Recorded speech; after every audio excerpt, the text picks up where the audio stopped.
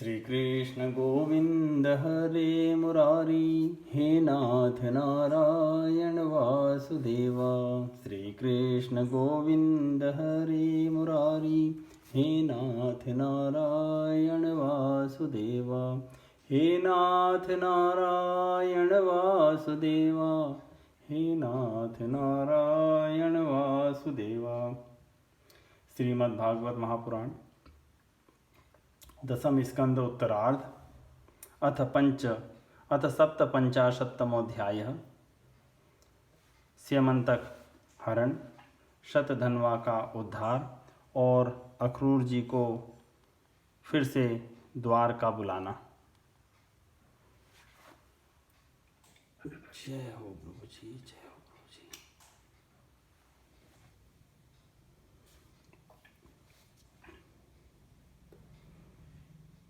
श्रीशुकवाच विज्ञातार्थोऽपि गोविन्दो दग्धानाकर्ण्य पाण्डवान् कुन्ती च कुल्यकर्णे सह रामो ययो कुरुन्। भीष्मं कृपं सविदुरं गान्धारीं द्रोणमेव च दुःखतुल्यदुःखौ च संगम्य हा कष्टमिति होचतुः। लब्धे तदन्तरं राजन् शतधन्वानमोचतुः। अक्रूरकृतवर्माणो मणि कस्मान्न गृह्यते। चोष्मभ्यं सम्प्रति श्रुत्य कन्यारत्नं विगर्ह्यन्नः। कृष्णायादान्न सत्राजित् कस्माद् भ्रातरमन्वियात्।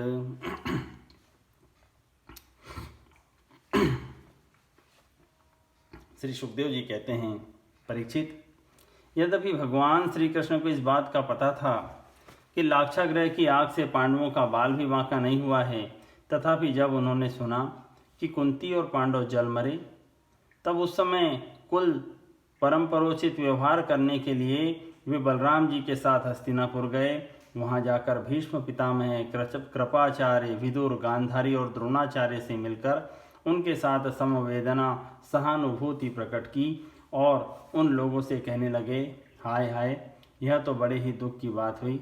भगवान श्री कृष्ण के हस्तिनापुर चले जाने से द्वारका में अक्रूर और कृतवर्मा को अवसर मिल गया। उन लोगों ने शतधन्वा से आकर कहा, तुम सत्राजित से मणि क्यों नहीं छीन लेते? सत्राजित ने अपनी श्रेष्ठ कन्या सत्यभामा का विवाह हमसे करने का वचन दिया था और अब उसने हम लोगों का तिरस्कार करके उसे श्री कृष्ण के साथ ब्याह दिया है। अब सत्राजित भी अपने भाई प्रसेन की तरह क्यों न यमपुरी में जाए? एवं भिन्नमतिस्ताभ्यां सत्राजितं सत्तमः शयानमवधि लोभात् स पापक्षीणजीवितः। स्त्रीणां विक्रोशमानानां क्रदन्तीनां नाथवत् हत्वा पशून् सैनिक वन्मणिदामादाय जग्मीवान्।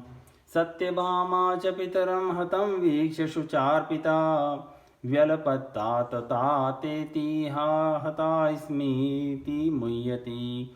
तैलद्रोण्यामृतप्रास्य जगाम गज हा साहव्यं। कृष्णाय विदितार्थाय तप्तचख्यो पितुर्वधम्। तदा कर्णेश्वरो राजन्नुसृत्य नलोकताम्। अहो न परमं कष्टमित्यस्त्राक्षो विलेपितुः। आगत्य भगवांस्तस्मात् सभार्यः साग्रजः पुरं।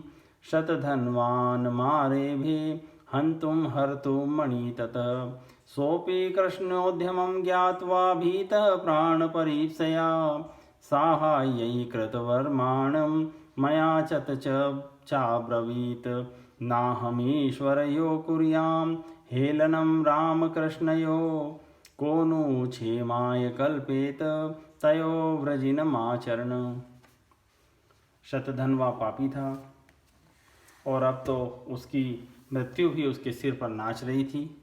अक्रूर और कृतवर्मा के इस प्रकार बहकाने पर शतधन्वा उनकी बातों में आ गया और उस महादुष्ट ने लोभवश सोए हुए सत्राजित को मार डाला। इस समय स्त्रियां अनाथ के समान रोने चिल्लाने लगी, परंतु शतधन्वा ने उनकी ओर तनिक भी ध्यान न दिया जैसे कसाई पशुओं की हत्या कर डालता है, वैसे ही वह सत्राजित को मारकर और मणि लेकर वहाँ से चंपत हो गया। सत्यभामा जी को यह देखकर कि मेरे पिता मार डाले गए हैं बड़ा शोक हुआ और वे हाय पिताजी मैं मारी गई इस प्रकार पुकार पुकार कर विलाप करने लगी। बीच बीच में वे बेहोश हो जाती और होश में आने पर फिर विलाप करने लगती। इसके बाद उन्होंने अपने पिता के शव को तेल के कड़ाहे में रखवा दिया और आप हस्तिनापुर को गईं। उन्होंने बड़े दुख से भगवान श्री कृष्ण को अपने पिता की हत्या का वृत्तांत सुनाया। यद्यपि इन बातों को भगवान श्री कृष्ण पहले से ही जानते थे। परीक्षित, सर्वशक्तिमान भगवान श्री कृष्ण और बलराम जी ने सब सुनकर मनुष्यों की सी लीला करते हुए अपनी आंखों में आंसू भर लिए और विलाप करने लगे कि अहो, यह हम लोगों पर तो बहुत बड़ी विपत्ति आ पड़ी। इसके बाद भगवान श्री कृष्ण सत्यभामा जी और बलराम जी के साथ हस्तिनापुर से द्वारका लौट आए और शतधन्वा को मारने तथा उसे मणि छीनने का उद्योग करने लगे। जब शतधन्वा को यह मालूम हुआ कि भगवान श्री कृष्ण मुझे मारने का उद्योग कर रहे हैं, तब वह बहुत डर गया और अपने प्राण बचाने के लिए उसने कृतवर्मा से सहायता मांगी। तब कृतवर्मा ने कहा, भगवान श्री कृष्ण और बलराम जी सर्वशक्तिमान ईश्वर हैं, मैं उनका सामना नहीं कर सकता। भला ऐसा कौन है जो उनके साथ बैर बांधकर इस लोक और परलोक में सकुशल रह सके।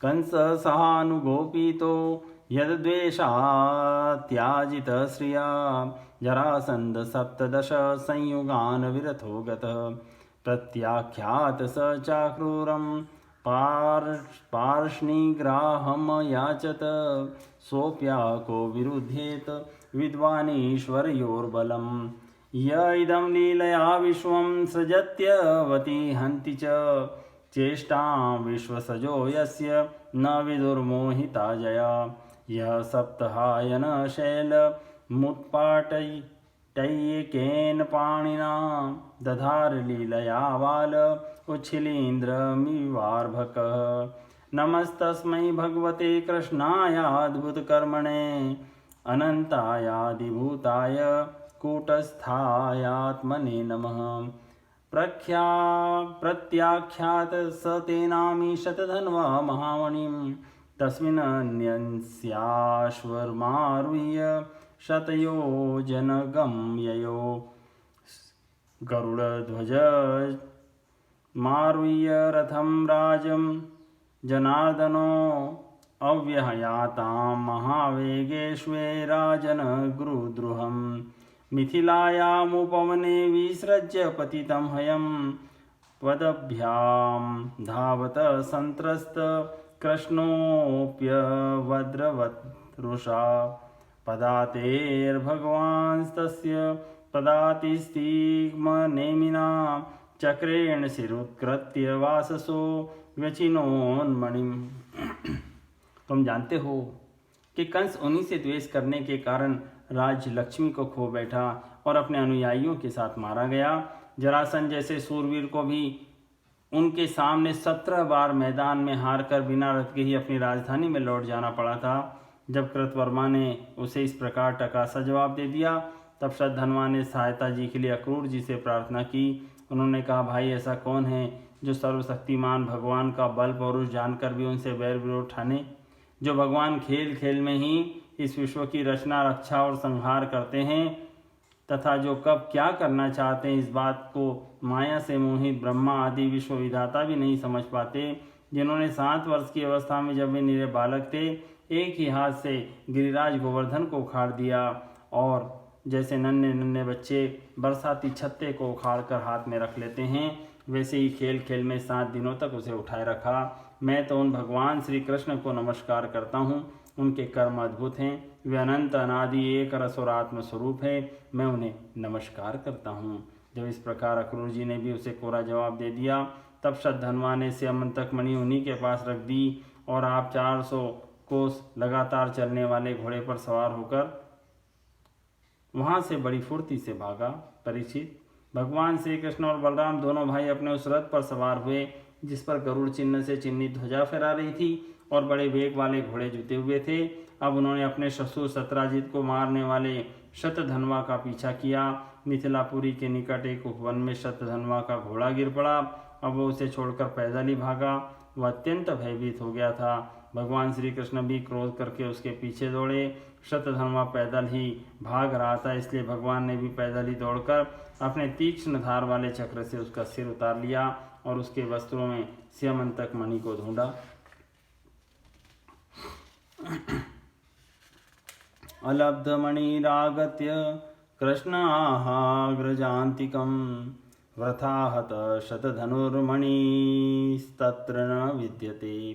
तत आह बलो नूनं स मणिशतधन्वना कस्मिंश्चित् पुरुषे न्यस्तस्तन्मन्वेष पुरं व्रज। अहं विदेहमिच्छामि द्रष्टुं प्रियतमं मम इत्युक्त्वा मिथिलां राजन् विवेश यदुनन्दनः। तं दृष्ट्वा सहसोत्थाय मैथिलः प्रीतमानसः अर्हयामास विधिवदर्हणीयं समर्हणे। उवास तस्यां कतिचिन्मिथिलायां समाविभु मानितः प्रीतियुक्तेन जनकेन महात्मना। ततो शिक्षत गदा काले धृतराष्ट्रसुयोधनः केशवो द्वारकामेत्य निधनं शतधन्वनः अप्राप्तिं च मणे प्राह प्रियाया प्रियकृतविभु। ततः स कारयामास क्रिया बन्धोर्हतस्य वै साकं सुहृद्भिर्भगवान् यायास्युः साम्परायिका। अक्रूर कृतवर्मा च श्रुत्वा शतधनोर्वर्धम् व्यूशतुर्भयवित्रस्तो द्वारकाया प्रयोजको। अक्रूरे प्रोषितेरिष्टान्यासन वै द्वारकोकसां शारीरा मानसास्तापा मूर्दैविकभौतिका। इत्यङ्गोपदिशन्त्येके विस्मृत्य प्रागुदारदं मुनिवासनिवासे किं घटेतारिष्टदर्शनम्। परंतु जब मणि नहीं मिली तब भगवान श्री कृष्ण ने बड़े भाई बलराम जी के पास आकर कहा, हमने शतधन्वा को व्यर्थ ही मारा, क्योंकि उसके पास स्यमंतक मणि तो है ही नहीं। बलराम जी ने कहा, इसमें संदेह नहीं कि शतधन्वा ने स्यमंतक मणि को किसी न किसी के पास रख दिया है। अब तुम द्वारका जाओ और उसका पता लगाओ। मैं विदेहराज से मिलना चाहता हूँ, क्योंकि वे मेरे बहुत ही प्रिय मित्र हैं। परीक्षित यह कहकर यदुवंश शिरोमणि बलराम जी मिथिला नगरी में चले गए। जब मिथिला नरेश ने देखा कि पूजनीय बलराम जी महाराज पहुँच पधारे हैं, तब उनका हृदय आनंद से भर गया।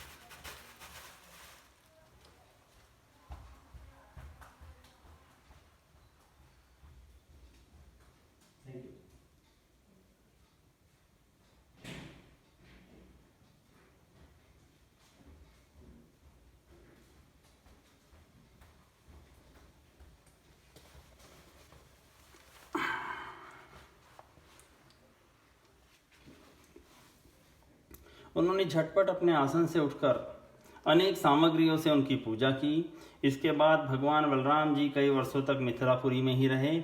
महात्मा जनक ने बड़े प्रेम और सम्मान से उन्हें रखा। इसके बाद समय पर धृतराष्ट्र के पुत्र दुर्योधन ने बलराम जी से गदा युद्ध की शिक्षा ग्रहण की। अपनी प्रिया सत्यभामा का प्रिय कार्य करके भगवान श्री कृष्ण द्वारका लौट आए। उनको यह समाचार सुना दिया कि शतधन्वा को मार डाला गया। आज सुंदर झांकी।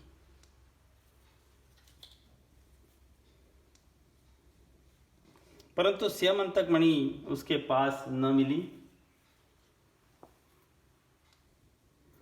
इसके बाद उन्होंने भाई बंधुओं के साथ अपने ससुर सत्राजित की वे सब और्धदैहिक क्रियाएं करवाई, जिनसे मृतक प्राणी का परलोक सुधरता है। अक्रूर और कृतवर्मा ने शतधन्वा को सत्राजित के वध के लिए उत्तेजित किया था।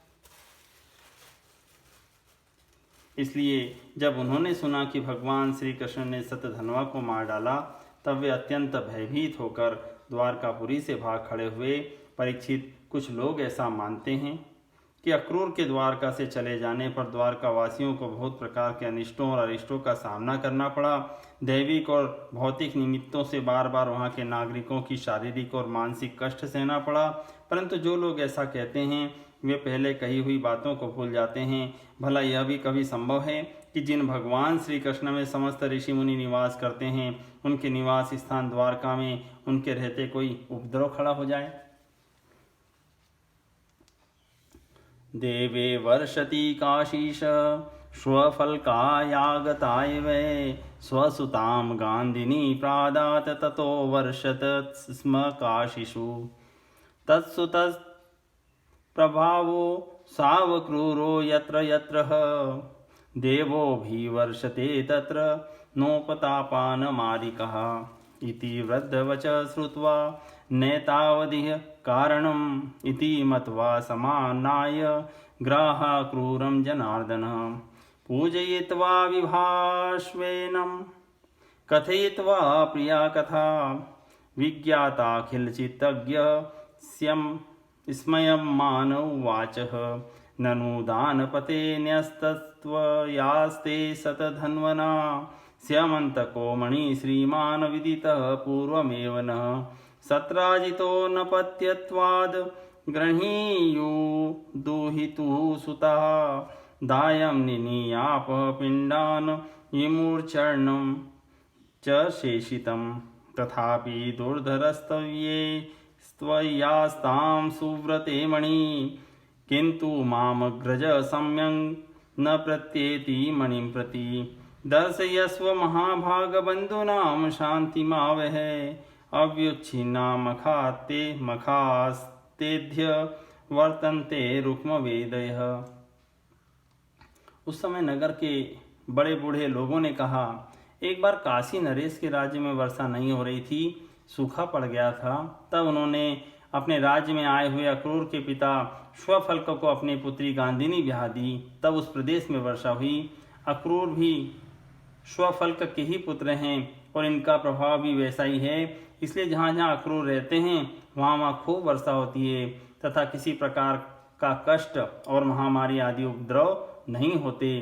परीक्षित, उन लोगों की बात सुनकर भगवान ने सोचा कि इस उपद्रव का यही कारण नहीं है। यह जानकर भी भगवान ने दूत भेजकर अक्रूर जी को ढूंढवाया और आने पर उनसे बातचीत की। भगवान ने उनका खूब स्वागत सत्कार किया और मीठी मीठी प्रेम की बातें कहकर उनसे संभाषण किया। परीक्षित, भगवान सबके चित्त का एक एक संकल्प देखते रहते हैं। इसलिए उन्होंने मुस्कुराते हुए अक्रूर जी से कहा, चाचा जी, आप दान धर्म के पालक हैं।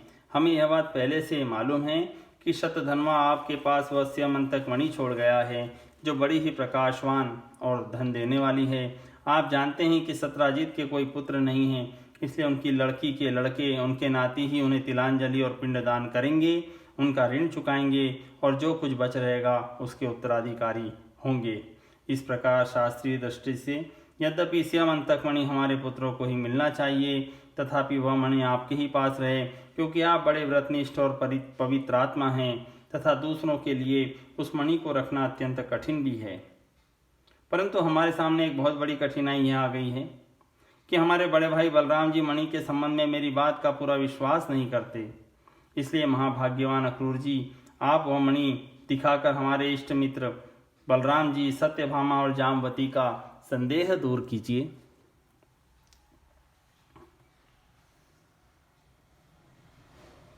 और उनके हृदय में शांति का संचार कीजिए। हमें पता है कि उसी मणि के प्रताप से आप आजकल लगातार ऐसे ही यज्ञ करते रहते हैं जिसमें सोने की वेदियां बनती हैं। एवं सामभिरालब्ध स्वफल्कतनयो मणिम आदाय वाससाच्छन्नं ददौ सूर्यसमप्रभं स्यमन्तकं दर्शयित्वा ज्ञातिभ्यो रजात्मनः विमृज्य मणिना भूयस्तस्मै प्रत्यपर्यत प्रभु यस्तत्वेतद् भगवत ईश्वरस्य विष्णो वीर्याढ्यं व्रजिनहरं सुमङ्गलं च आख्यानं पठति शृण्योत्यनुस्मरेद् वा दुष्कीर्तिदुरीतम पोययाति शांतिम। परीक्षित, जब भगवान श्री कृष्ण ने इस प्रकार सांत्वना देकर उन्हें समझाया बुझाया, तब अक्रूर जी ने वस्त्र में लपेटी हुई सूर्य के समान प्रकाशवान वह मणि निकाली और भगवान श्री कृष्ण को दे दी। भगवान श्री कृष्ण ने वह श्यामंतक मणि अपने जाति भाइयों को दिखाकर अपना कलंक दूर किया और उसे अपने पास रखने में समर्थ होने पर भी पुनः अक्रूर जी को लौटा दिया। सर्वशक्तिमान सर्वव्यापक भगवान श्री कृष्ण के पराक्रमों से परिपूर्ण यह आख्यान समस्त पापों, अपराधों और कलंक का मार्जन करने वाला तथा परम मंगलमय है। इसे जो पढ़ता सुनता या स्मरण करता है वह सब प्रकार की अपकीर्ति पापों से छूटकर शांति का अनुभव करता है। इति श्रीमद्भागवते महापुराणे पारमहंस्यां संहितायां दशम स्कंदे उत्तरार्धे श्यामन्तकोपाख्याने सप्तपञ्चाशत्तमोऽध्यायः सम्पूर्णम्।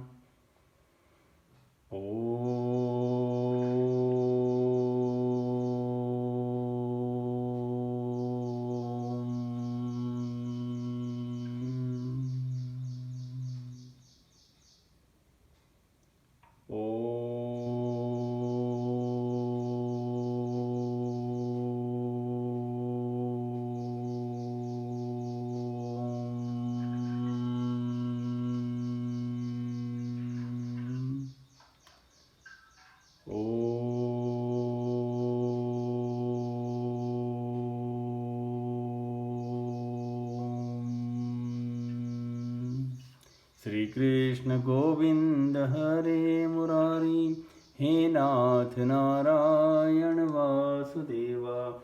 श्री कृष्ण गोविंद हरे मुरारी, हे नाथ नारायण वासुदेवा। हे नाथ नारायण वासुदेवा, हे नाथ नारायण वासुदेवा।